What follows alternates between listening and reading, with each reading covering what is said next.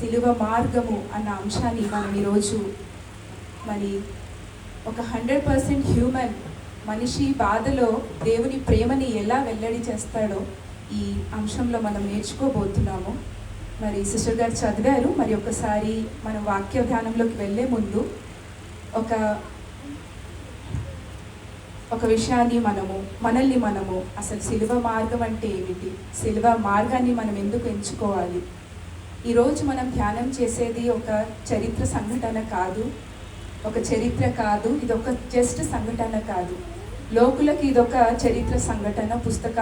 చరిత్ర పుస్తకాల్లో వాళ్ళు యేసుక్రీస్తు, క్రీస్తు పూర్వం, క్రీస్తు శకం, క్రీస్తు ఎక్కడి నుంచి వచ్చాడు, మరి ఆయన 33 AD ఏప్రిల్ 3న ఆయన యొక్క రోమన్ సామ్రాజ్యుల ప్రకారము చరిత్ర పుస్తకాల్లో ఆయన యొక్క చరిత్రను వెతుకుచున్నారు. కానీ మనకైతే ఇదొక సిలువ మార్గం. సో మన రక్షణకు మూలమైనది సిలువ మార్గం. మన విమోచనకు రహస్యముగా ఆయన ఏర్పరిచిన మార్గము సిలువ మార్గం. మన రక్షణకు మనము సాధించిన పవిత్ర మార్గమే ఈ సిలువ మార్గం. మన కోసము దేవుడు యేసయ్య ద్వారా ఏర్పరిచిన రక్షణ మార్గమే ఈ సిలువ మార్గం. మన జీవితాలను మార్చిన రక్షణ మార్గమే సిలువ మార్గం. ఎంతమంది ఏకీభవిస్తున్నామండి? అందరం ఏకీభవిస్తున్నామా? Thank you. అయితే ఒక చిన్న ప్రశ్న మనల్ని మనం అడుగుతాము. ఎన్నోసార్లు మనం ఇలా అనుకోవచ్చు, నా వ్యక్తిగత జీవితంలో నేను అనుకోవచ్చు, ఈ రోజు వరకు కూడా ప్రపంచం మనం చూస్తున్నాము, భయానక పరిస్థితుల్లో ఉన్నాము, ఎనర్జీ వార్ జరుగుతోంది, ఎంతోమంది మన కష్టాల్లో దుఃఖాల్లో ఉన్నాము. అప్పుడు మనకు అనిపిస్తుంది, ఎవరు నన్ను అర్థం చేసుకోవడం లేదు, నేను ఒంటరిగా బాధపడుచున్నాను అని ఎన్నోసార్లు అనుకుంటామండి కదా. సో కానీ ప్రియులారా, మనం నేర్చుకోవాల్సింది ఏంటంటే, యేసు ప్రభు కేవలము దేవుడు కాదు, ఆయన దేవుని యొక్క వాక్యానుసారంగా రక్షకుడై మన యొద్దకు మనిషి రూపంలో వచ్చాడు. దేవుడు అంటే దూరంగా ఉన్నవాడు, కానీ యేసుక్రీస్తు మనకి దగ్గరగా ఉన్నవాడు, మనతో కలిసి నడిచిన దేవుడు. హల్లెలూయా. కాబట్టి నేను బాధను అర్థం చేసుకోగలుగుతాను అనడం వేరు, మన బాధని ఎంపథైజ్ చేయడం వేరు. ఈరోజు ఆ సిలువ మార్గంలో నిజంగా మనము ప్రయాణించబోతున్నాము. అందుకని మొదటిగా ప్రధాన అంశంలోకి వెళ్ళే ముందు హెబ్రీయులకు రాసిన పత్రిక 4:15 చదువుదాము.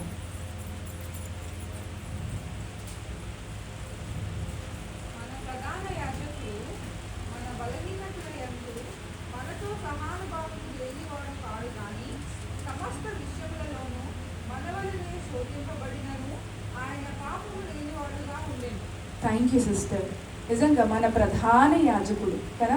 లోకంలో ఎంతోమంది యాజకులుగా ఉన్నారు ఇశ్రాయేలును నడిపించడానికి, కానీ ఆయన మనకు ప్రధాన యాజకుడు అయ్యాడు. ఆయన యూదా గోత్రం నుంచి వచ్చినప్పటికీ, లేవీయుల గోత్రం నుండి రానప్పటికీ ఆయన మనకు ప్రధాన యాజకుడు అయ్యాడు. మనతో సమానముగా మన బలహీనత యందు సహానుభవం లేనివాడు కాదు, కానీ సమస్త విషయంలో మనవలే శోధించబడినను ఆయన పాపం లేనివాడిగా ఉండేది. ఆయన కూడా మన నుండి కోరుకుంటున్నాడంటే మనం పాపం లేకుండా ఉండాలి, మనం పాపం లేకుండా బ్రతకాలి, మనము పవిత్రమైన జీవితాన్ని బ్రతకాలి. అందుకే ఈ సిలువ మార్గం.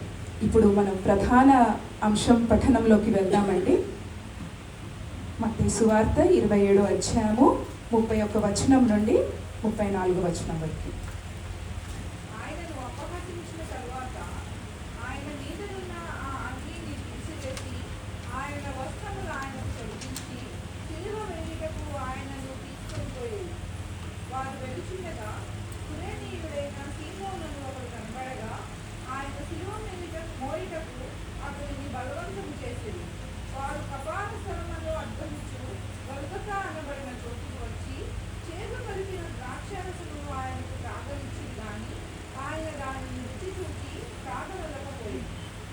Thank you sister. ఇక్కడ చూడండి, ఆయనను అపహసించిన తర్వాత ఆయన మీద ఉన్న అంగిని తీసివేసి ఆయన వస్త్రములు ఆయనకు తొడిగించి సిలువ వేయుటకు ఆయనను తీసుకొని పోయి. ఇక్కడ రెండు విషయాలు మనం చూస్తున్నాము. ఆయనని అపహసించడం అనగా అవమానపరచడం. మొదటిగా అంటే మనిషి రూపంలో ఉన్నాడు ఆయన, వారు ఆయనని ఎగతాళి చేసినట్టుగా చూస్తున్నాం. చారిత్రక నేపథ్యం చూసినప్పుడు రోమా సైనికులు ఎవరినైతే సిలువ వేస్తారో శిక్షకు ముందు ఎగతాళి చేసేవారు. మరి ఇక్కడ యేసుక్రీస్తును కూడా ఎగతాళి చేసిన, యూదుల రాజువు కదా నువ్వు, దిగిరా అని కూడా ఎగతాళి చేశారు.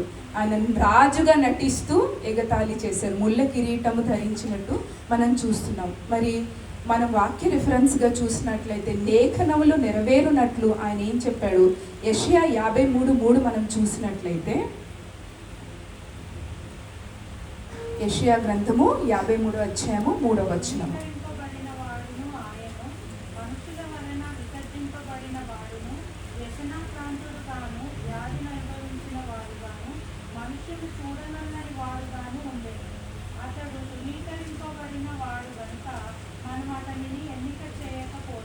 ఎంత బాధాకరమైన విషయం అండి ఇది. అతడు యేసు తృణీకరింపబడిన వాడాయను. మరి యెరూషలేములో, గలిలయలో అనేక పట్టణాల్లో 3.5 సంవత్సరాలు ఆయన నడుస్తూ ఒక గ్రామం నుండి ఒక గ్రామానికి, ఒక పట్టణం నుండి ఒక పట్టణానికి వెళ్ళి ఆయన సువార్తను, రాజ్య సువార్తను ప్రకటించినప్పటికీ ఏమయ్యాడు? మనుషుల వలన విసర్జింపబడిన వాడయ్యాడు. మరి అక్కడ దేవుని యేసుక్రీస్తు శిష్యులు ఉన్నారా లేరా అండి? ఉన్నారు. దూరంగా ఉన్నారు, కొంతమంది దగ్గరలో ఉన్నారు, ఎంతోమంది స్త్రీలు, మహిళలు అందరూ ఉన్నారు. కానీ ఇప్పుడు ఏమయ్యాడు? ఆయన తృణీకరింపబడిన వాడు ఆయన, వ్యసనాక్రాంతుడుగాను, వ్యాధిని అనుభవించిన వాడుగాను. మరి ఆయన కొరడా దెబ్బలు తిన్నాడు, ఆయన శరీరము నలగొట్టబడింది, చూడలేని పరిస్థితి. నిజంగా ఒక ఖైదీని ఏ విధంగా శిక్షిస్తారో అంత ఘోరంగా ఆయనని శిక్షించినప్పటికీ ఆయన సొంత ప్రజలు ఆయనని తృణీకరించారు. కానీ ఇక్కడ మనము కూడా ఆయనను తృణీకరించాం. మనము అతనిని ఎన్నిక చేయకపోతిమి. అప్పటికి అది ఇశ్రాయిల్లకే, యూదులకే, మరి అక్కడ ఉన్న 33 ADలో ఉన్న ప్రజలకు మాత్రమే వర్తించలేదు ఇది మాట. ఇది లోక కళ్యాణం కోసం, ఈ లోకాన్ని రక్షించడం కోసం. కానీ ఈ రోజుకి కూడా యేసుక్రీస్తుని ఎంతమంది ఎన్నిక చేయగలుగుతున్నారండి? మన ఇరుగు పొరుగు వాళ్ళు నిజంగా ఆయనను రక్షకుడుగా ఎన్నిక చేయగలుగుతున్నామా? ఇప్పటికీ మన మధ్య ఉన్నారు, అతనిని ఎన్నిక చేయలేకపోతున్నాము. ఇదొక మాట మనం చూసినట్లయితే కీర్తనలు 22:7 మనం చూసినట్లయితే,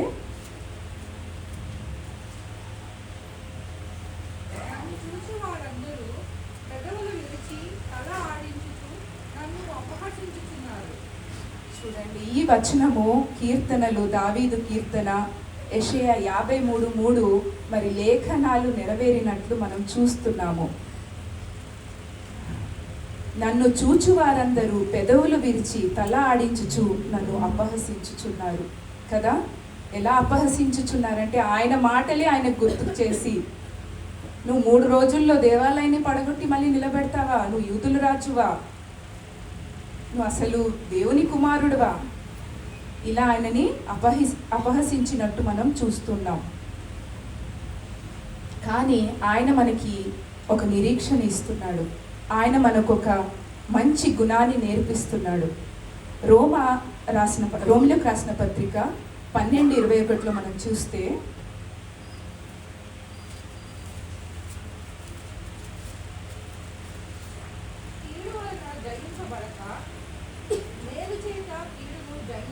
హల్లెలూయా. ఇక్కడ యేసుక్రీస్తుకు కీడు జరుగుతూ ఉంది. ఆయనను అపహసించుచున్నారు, శిక్ష పొందుచున్నాడు. రోమా సామ్రాజ్యంలో ఉన్న శిక్ష ప్రకారము. కానీ ఆయన ఏమి ఎంచుకున్నాడు? కీడు వలన జయింపబడక మేలు చేత కీడును జయించును. ఇది మనం ఈరోజు నేర్చుకోవాలి అని నేను మీ అందరి ముందు చెప్పగలుగుతున్నాను. మనం ఆయన కీడు చేయక మేలు చేయటానికే మన మధ్య వచ్చాడు. మేలు చేత మనం కీడుని జయించాలి. కాబట్టి మనతో యేసయ్య చెప్తున్నాడు, నీ పరిస్థితులు నీ విలువను డిఫైన్ చేయవు, కానీ నేను నిర్ణయిస్తాను. హల్లెలూయా.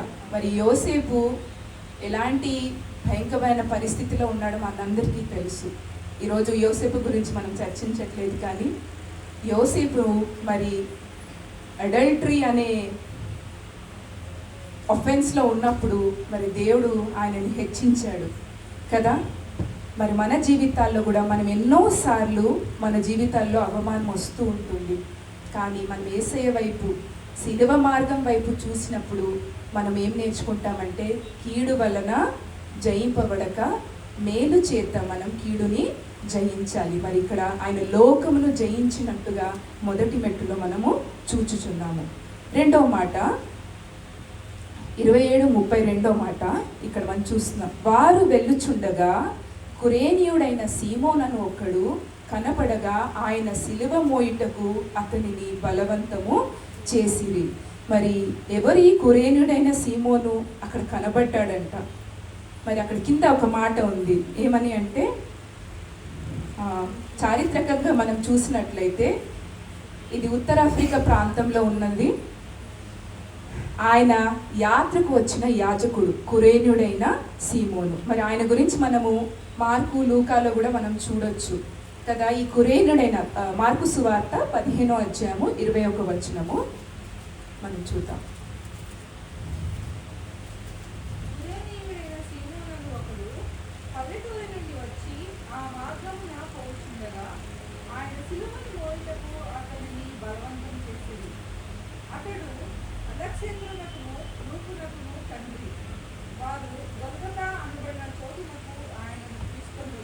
చాలు సిస్టర్, థ్యాంక్ యూ. ఇక్కడ కురేన్యుడైన సీమోను ఒకడు పల్లెటూరు నుండి వచ్చి, అంటే ఇప్పుడున్న ఆఫ్రికా ప్రాంతం, ఉత్తర ఆఫ్రికా, నార్త్ ఆఫ్రికా ప్రాంతం నుండి, అందుకని కురేనియుడని అన్నారు.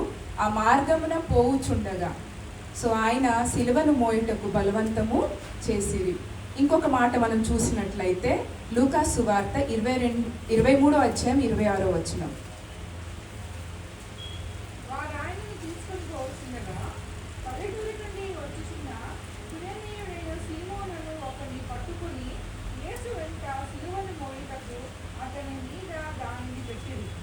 ఇక్కడ బలవంతముగా ఇక్కడ సీమోను ఏమవుతున్నాడు, సిలువ మోయుటకు బద్ధుడయ్యాడు కదా. ఇది ఎంత గొప్ప భాగ్యం నేను అనిపిస్తుంది నాకు. ఒకసారి నాకు కూడా యేసుక్రీస్తు సిలువ మోసే భాగ్యము రావాలి. మన జీవితాల్లో యేసుక్రీస్తు సిలువ మోసే భాగ్యం వస్తుందా లేదా అండి? వస్తుంది, ప్రతిరోజు వస్తుంది, ప్రతి నిమిషం వస్తుంది. మన ఇరుగు పొరుగు వారికి మనం సువార్త చెప్పేటప్పుడు లేదా దేవుని మంచి మాటలు చెప్పేటప్పుడు వాళ్ళు క్రాస్ క్వశ్చన్స్ వేస్తారు. ఒక్కొక్కసారి మన దగ్గర ఆన్సర్స్ ఉండవు. అయ్యో మీరు యేసుక్రీస్తుని నమ్మారు కదండి, మీకు కష్టాలు ఎందుకు వచ్చాయి, మీకే ఎందుకు బాధలు వస్తున్నాయి అని వాళ్ళు దుఃఖానికి ఇంకా దుఃఖం పెంచేవారిలాగా మాట్లాడతారు. అప్పుడు ఇక్కడ చూస్తుండే యేసు ఇక్కడ 100% హ్యూమన్ బీయింగ్గా చూస్తున్నాం కదా. యేసు ఇక్కడ బలహీనమైపోయి ఉన్నాడు. ఇక్కడ సీమోను నా దృష్టిలో యాజ్ పర్ మై పర్సెప్షన్ సీమోను అక్కడ సహాయం చేశాడు కదండి. మరి ఒకరి భారంలో ఒకడు భరించు, ఇలాగ క్రీస్తు నియమున పూర్తిగా నెరవేర్చుడి అని వాక్యం చెప్తుంది కదా. మనము కూడా ఒకరి భారములను ఒకరు భరించాల్సిన వాళ్ళమై ఉన్నాము. మరి మనము ఒకరి భారం మోయాలి అన్నా మనకి ఎలాంటి మనసు కలిగి ఉండాలి? యేసుక్రీస్తు లాంటి మనసును మనము కలిగి ఉండాలి కదా. సందేశం ఏంటంటే కొన్నిసార్లు మనమే సీమోన్ అవ్వాలి, కొన్నిసార్లు మనకు సీమోను అవసరం. అవునా కదండి? ఇహలోక జీవితంలో ఒక్కొక్కసారి మనమే కొందరికి సీమోన్ అవ్వాలి, తర్వాత కొన్నిసార్లు మనకు సీమోను అవసరం. ఎందుకంటే మనం సహోదరుల ఐక్యత కలిగి జీవించిన వాళ్ళం అవుతారు. అందుకే సమాధానపరచబడు వారు ధన్యులు, వారు దేవుని కుమారులు అనబడదు. నిజంగా మనం అందరం కూడా ఆయన రాజ్యాన్ని, ఆయన నీతిని వెతుకుచున్నప్పుడు ఆయన శాంతిని, సమాధానాన్ని స్థిరపరచు వారమై ఉన్నాము. మరి చూడండి, ఈ సీమోను కుటుంబము ఎలా రక్షించబడిందో మనం చూద్దాం కదా. ఇక్కడ సిలువ మోసిన వ్యక్తిగా ఉన్నాడు సీమోను, కానీ ఇక్కడ యాత్రికుడుగా ఉన్నాడు. సో ఇప్పుడున్న రెఫరెన్స్ ప్రకారం ఆయన ఉత్తర ఆఫ్రికా నుండి అప్పుడు వచ్చాడు. మరి ఆయన ఎక్కడ వచ్చాడు? రోమిలకు రాసిన పత్రికలో ఆయన కనబడతాడు. చూడండి, రోమిలకు రాసిన పత్రిక 16-13 వచనంలో మనం చూద్దాం.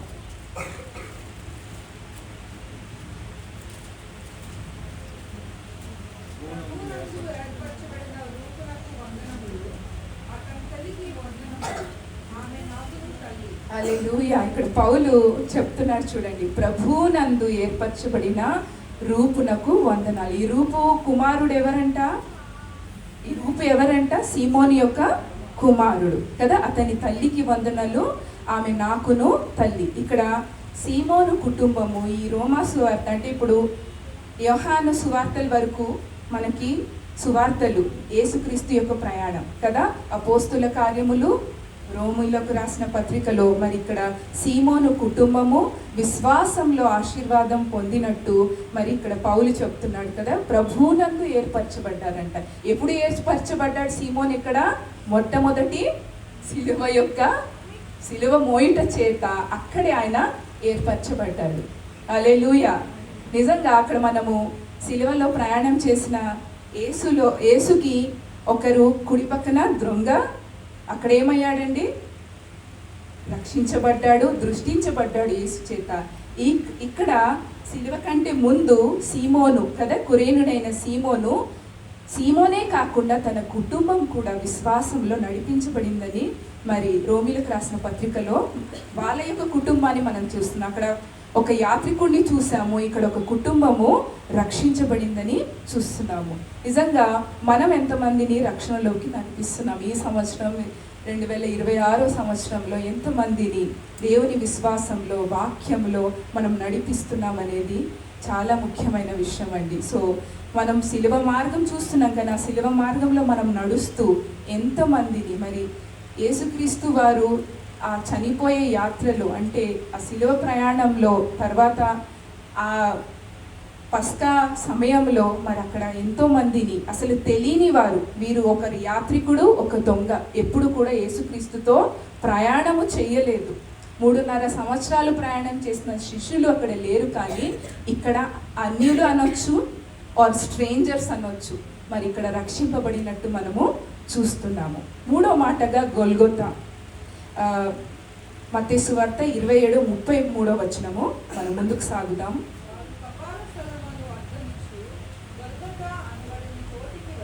చాలు సిస్టర్, థ్యాంక్ యూ. ఇక్కడ కపాల స్థలము అనగా చీకటి స్థలం. ఇక్కడ మనం చీకటి స్థలము గురించి చూస్తున్నాం. యెరూషలేము బయట, ఇది ఎక్కడుందండి? యెరూషలేము పట్టణానికి బయట ఉంది. చారిత్రక స్థలంగా మనం రిఫరెన్సెస్ కూడా మనం చూడబోతున్నాము. ఆయన మనకి ఏ విధంగా గొల్గొతాని, చీకటి స్థలాన్ని రక్షణ స్థలంగా మార్చినట్టు మరి ఇప్పుడు యావత్ ప్రపంచమంతా గొల్గొతా పర్వతం గురించి రీసెర్చ్లు కూడా మొదలుపెట్టింది, అవునా? ఇప్పుడు అది శిక్షకు స్థలం. గొల్గొతా అంటే శిక్షకు స్థలం. కానీ చూడండి, హెబ్రీయులకు రాసిన పత్రిక 13:12 ఎలా సాక్ష్యం ఇస్తున్నారో చూద్దాం. హెబ్రీయులకు రాసిన పత్రిక 13వ అధ్యాయము 12వ వచనం.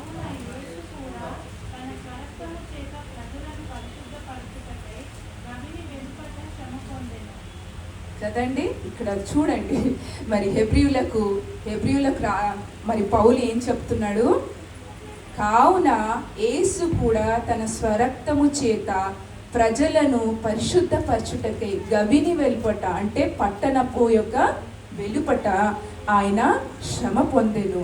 యేసు పట్టణం వెలుపల బాధపడెను అని మనకి ఇక్కడ హెబ్రీయులకు, మరి హెబ్రీయులు అంటే ఎవరండి? మొదటి హెబ్రీయుడు ఎవరు? మనకి బైబిల్లో పాత నిబంధనలో చూసినప్పుడు మోషే కదా. అబ్రహాం కూడా, కానీ అబ్రహాం రెఫరెన్స్ పరంగా, కానీ మోషే విషయంలో అయితే మోషే హెబ్రీయుడు అని రాయబడి ఉంది.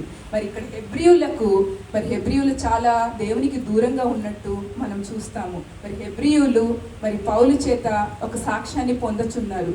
యేసు తన స్వరక్తము చేత ప్రజలను కదా, ప్రజలను పరిశుద్ధపరచుటకై గవిని వెలుపట, అంటే పట్టణము వెలుపట. సో ఇక్కడ చూస్తున్నాం, గొల్గొతా అనేది ఒక చీకటి స్థలం, శ్రమలు పొందే స్థలం, శిక్ష పొందే స్థలం కదా, మరణము అయ్యే స్థలము. ఇప్పుడు ఎలా అయిందంట, అక్కడ యేసుక్రీస్తు శిలువ ద్వారా ఒక రక్షణ మార్గము కదా, ఒక రక్షణ ఇచ్చే ఒక పర్వతం లాగా మనం చూస్తున్నాము. అంటే చీకటి స్థలం నుండి ఆయన రక్షణ స్థలంగా మనం చూస్తున్నాం. ఇంకో మాట చూద్దాం, రోమిలకు రాసిన పత్రిక 5వ అధ్యాయము 8వ వచనం.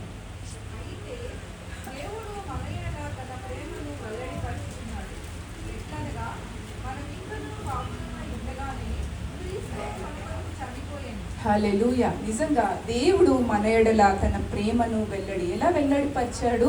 తన కుమారుని ద్వారా. హల్లెలూయా. ఎంత గొప్ప మాట అండి. మనం ఇంకనూ పాపులమై ఉన్నామంట, ఇంకనూ పాపులమై ఉన్నాము, ఉండగానే క్రీస్తు మన కొరకు చనిపోయాను.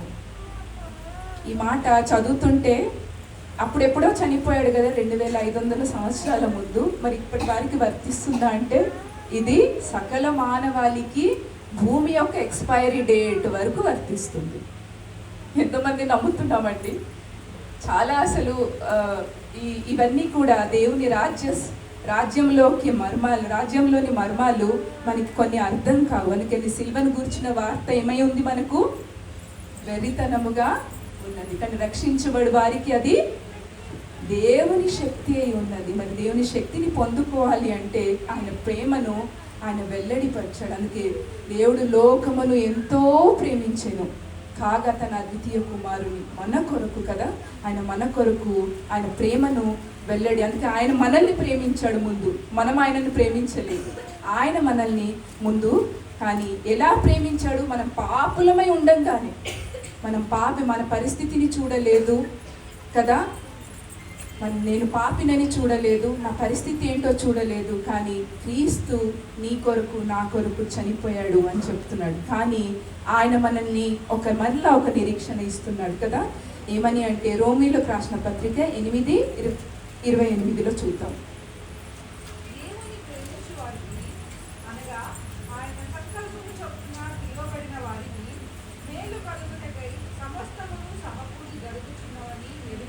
ఎంత గొప్ప మాట, ఎంత ఆదరణ కలిగిన మాట. ఇప్పుడు ఆయనేం అడుగుతున్నాడు? నేను నిన్ను ప్రేమించాను, నువ్వు పాపిగా ఉండగానే నేను నిన్ను కదా, నీ కొరకు నేను చనిపోయాను, మరి నువ్వు నన్ను ప్రేమిస్తావా? అప్పుడు ఏమంటున్నాడు ఆయన? దేవుని ప్రేమించే వారికి, అనగా ఆయన సంకల్పం చొప్పున పిలువబడిన వారికి కదా, మేలు కలుగుటకై సమస్తము కూడి సమకూర్చి జరుగుతున్నది. ఆయన ఒకటి అడుగుతున్నాడు, నన్ను మరలా తిరిగి ప్రేమించు. ఆయనను ప్రేమించుట అంటే ఆయన ఆజ్ఞలను పాటించుట.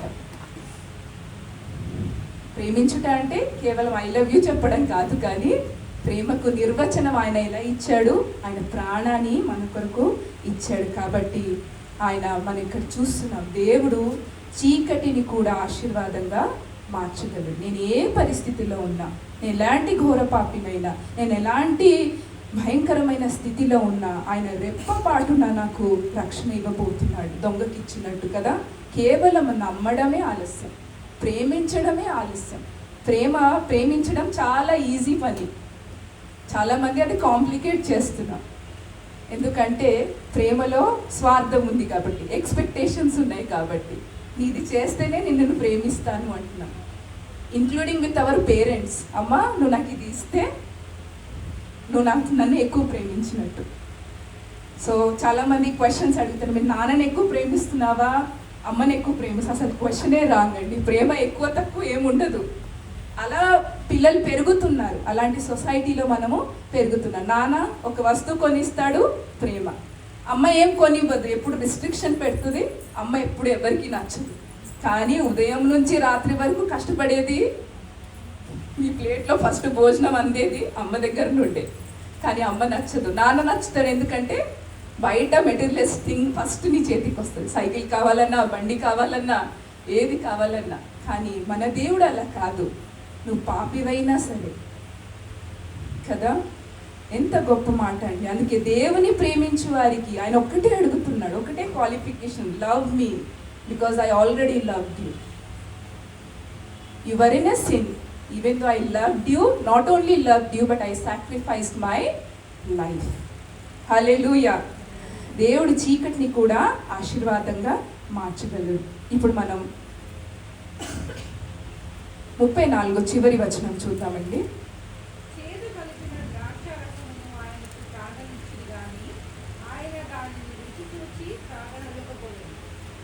ఇది మళ్ళీ లేఖనాల్లో నెరవేర్చబడిన మాట. మరి చూడండి, చేదు కలిపిన ద్రాక్షారసమును ఆయనకు త్రాగనిచ్చిరి కానీ ఆయన దానిని చూచి కదా. మరి ఇక్కడ మనం చూసినట్లయితే యేసు బాధను తగ్గించుకోలేదు. మరి రోమా సామ్రాజ్యంలో శిక్ష పొందిన వాళ్ళకి నొప్పి తగ్గాలి అని ఏం చేసేవారంటే చేదు చిరక ఇచ్చేవాళ్ళు. సో ఆ పెయిన్ కొంచెం తగ్గటానికి. చనిపోకపోతే ఏం చేసేవాళ్ళు, కాళ్ళు కూడా విరగొట్టేవాళ్ళు. బట్ యేసయ్య పరిస్థితుల్లో కాళ్ళను విరగొట్టబడలేదు. అది కూడా లేఖనాలు నెరవేరునట్లు జరిగినట్లు మనం చూస్తున్నాము. కాబట్టి ఇంకోటి, ఈ మాట ఎక్కడ మనకి పాత నిబంధనలో ఉంది, అందుకని మత్తయి 27:34 నెరవేర్చబడిందో చూద్దాం. కీర్తనలు 69:21 చూద్దాం.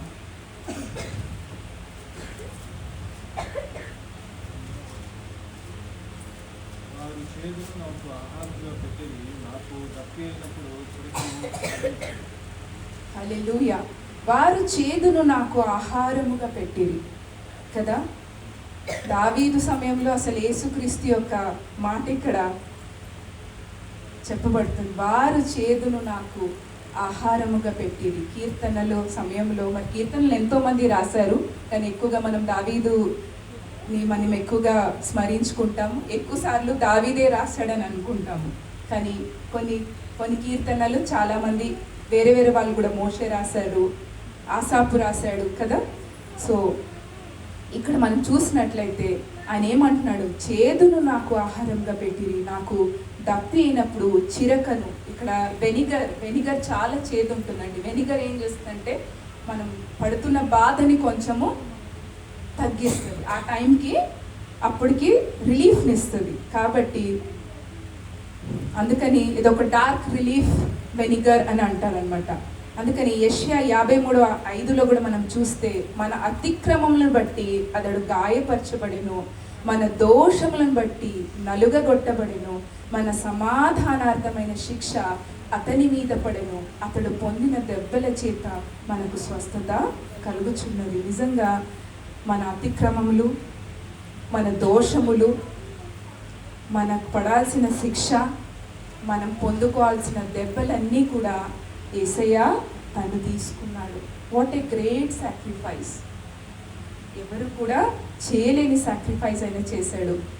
అందుకని ఆ చిరకను తీసుకొని నేను బాధను తగ్గించుకోవాలని యేసయ్య అనుకోలేదు. ఆయన ఏమొచ్చాడు, నిరాకరించాడు కదా.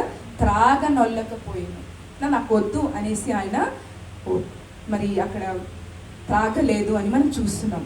మరి మనము విమోచన పొందాలి అంటే ఆయన సంపూర్ణమైన బాధను అనుభవించాలి. అందుకని ఈ 34 మాట సంపూర్ణ బాధ, సంపూర్ణ ప్రేమగా నేను నా పరంగా నేను చెప్పగలుగుతున్నాను.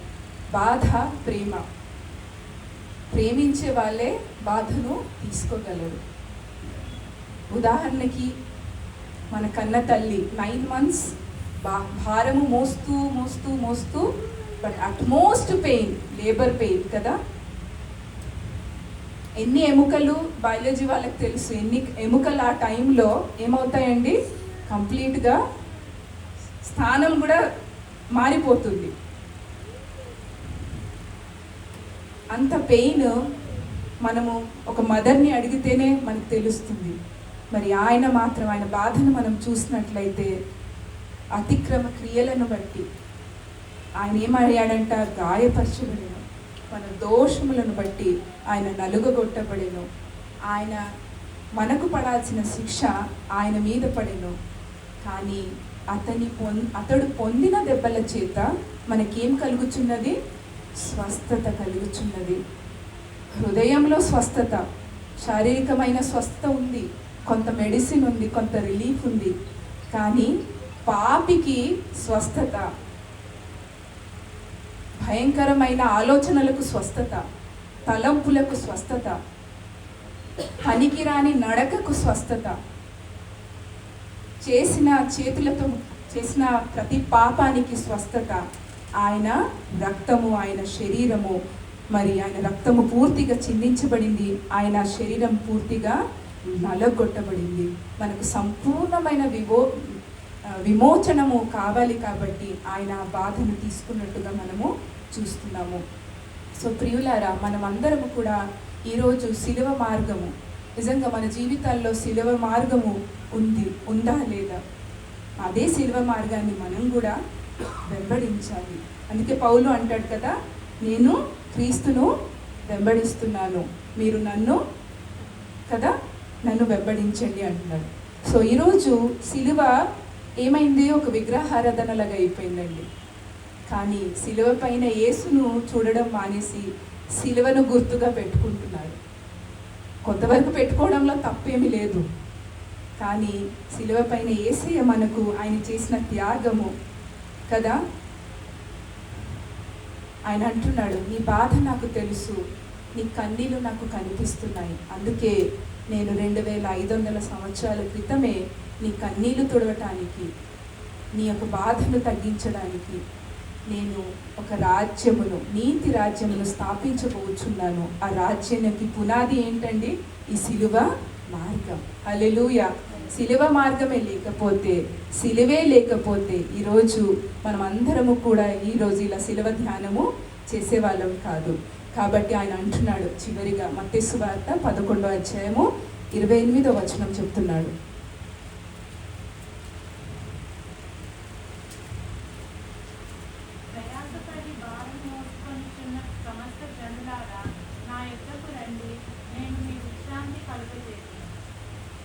చివరిగా ఒక ఆదరణకరమైన మాట, ప్రయాసపడి భారము మోసుకొనిచున్న సమస్త జనులారు. కేవలం ఇక్కడ ఇస్రాయేల్ అనలేదు, క్రిస్టియన్స్ అనలేదు కదండి, హెబ్రీస్ అనలేదు, తర్వాత మిగతా ఏ కేటగిరీ వాళ్ళైనా సమస్త జనులారా. సమస్త జనులు అంటే ఈరోజు మనం చూస్తున్నాం 195 దేశాల్లో ఉన్న సమస్త జనులను ఆయన ఒక పిలుపునిస్తున్నాడు.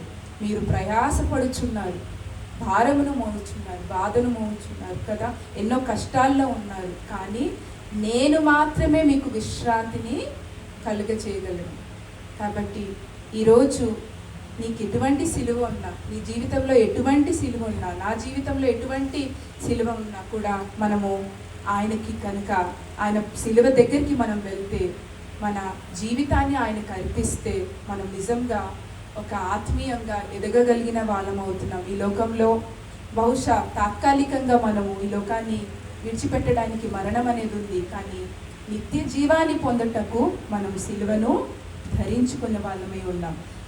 సిలువలో ఉన్న యేసు యొక్క మార్గాన్ని మనము అనుసరించే వాళ్ళంగా ఉన్నాం. అందుకని చివరిగా ఆత్మీయ భావం ఏమిటంటే, సిలువ మార్గం అంటే కష్టము కాదు, ఆయన మన కొరకు నడిచిన మార్గము, మన కొరకు ఒక వెలుగుగా చూపిన మార్గము, మన జీవితాలను రక్షణకు తీసుకెళ్లే మార్గంగా మనం చూస్తున్నాం. కాబట్టి సిలువ మార్గము, చాలామంది ఈ విషయాల్లో చాలా బాధపడతారండి సిలువ మార్గాన్ని, ఎందుకంటే అందరి పెయిన్ ఒకేలాగా ఉండదు. చాలామంది చాలా లోతుగా ఈ విషయాన్ని ఆలోచించి పెయిన్, ఆయన దేవుని యొక్క సిలువ ప్రయాణాన్ని, ఆయన నల్లగొట్టబడడం, ఆయన తృణీకరింపబడడం, ఆయన అంగి చీల్చబడడం, ఆయన అవమానపరచబడడం, ఇవన్నీ కూడా ఎంతో బాధతో చాలామంది ఏడుస్తూ ప్రార్థిస్తారు.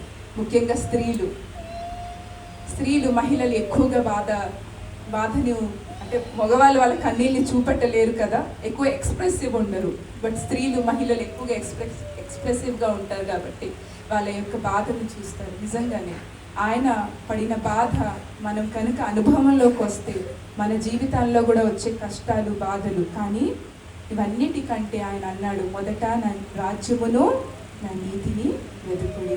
కాబట్టి ఆయన రాజ్యమును, నీతిని వెతకాలి అంటే ముఖ్యంగా ఆయనను మనము అంగీకరించు వారుగా ఉన్నాం, ఆయనను మనము స్వీకరించు వారిగా ఉన్నాడు. దేవుడు లోకమును ఎంతో ప్రేమించిన ఆయన ప్రేమను మనము అనుభవించేవారుగా ఉండాలి. కాబట్టి దేవుని బిడ్డలారా, మనం అందరం ఈరోజు నేర్చుకుంటున్నాము. శిలువ మార్గము మనకు ఎన్నో విషయాలను నేర్పుతుంది. విధేయతను నేర్పుతుంది, వినయమును నేర్పుతుంది, ప్రేమను నేర్పుతుంది, తగ్గించుకునే స్వభావాన్ని నేర్పుతుంది.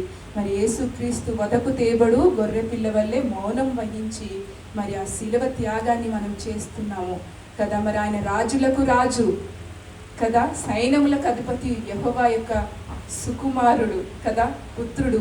మరి ఎంతమంది దేవదూతలు, మికాయలు దేవదూతలు వాళ్ళ సైన్యంతో వచ్చి ఎంతసేపు కదా లోకాన్ని చేయటం, కానీ ఆయన ఆ మార్గాన్ని ఎంచుకోలేదు.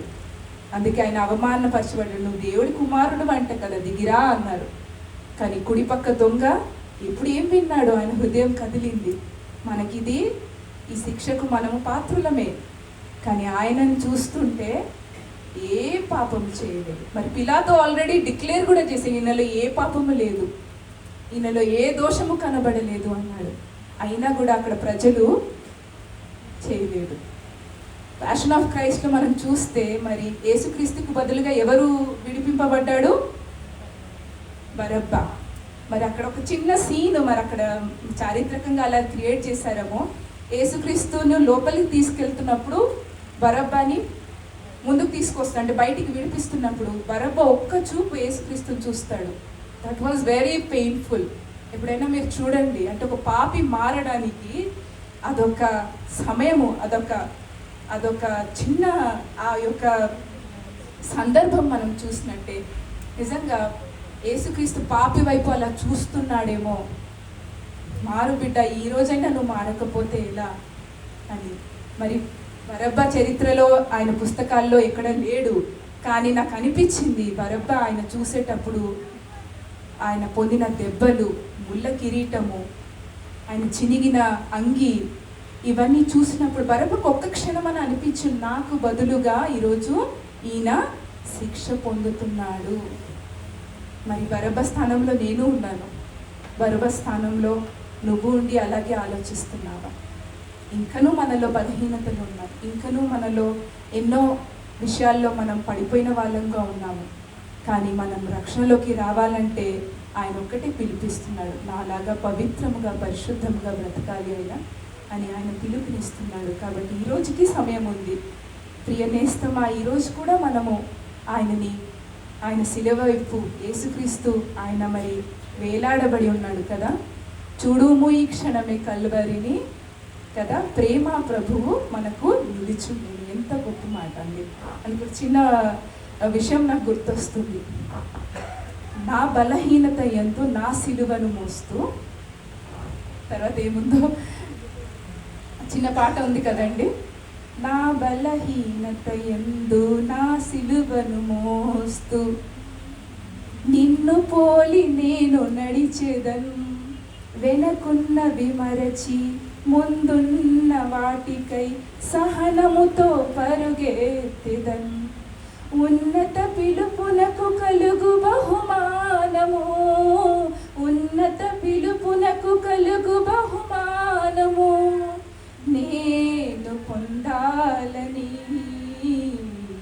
దినమెల్లని పాడిన కీర్తించిన నీ రుణము నే తీర్చగలనా, కొనియాడి పాడి నీ సాక్షిగానే ఇలో జీవించనా.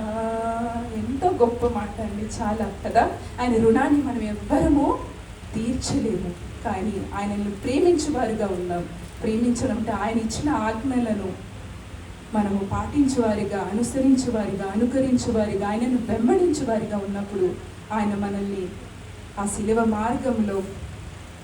మార్గంలో మనము ఆయన వెళ్ళాడు. కానీ శిలువ మార్గాన్ని ఏం చేశాడండి? మనకు రక్షణ మార్గంగా మార్చాడు. హల్లెలూయా.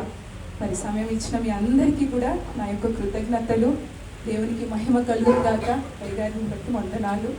మరి సంఘంలో ప్రతి ఒక్కరూ ఈ మాటలు దేవుని మాటల్లో దీవింపబడాలని అందరికీ నా యొక్క ధన్యవాదాలు.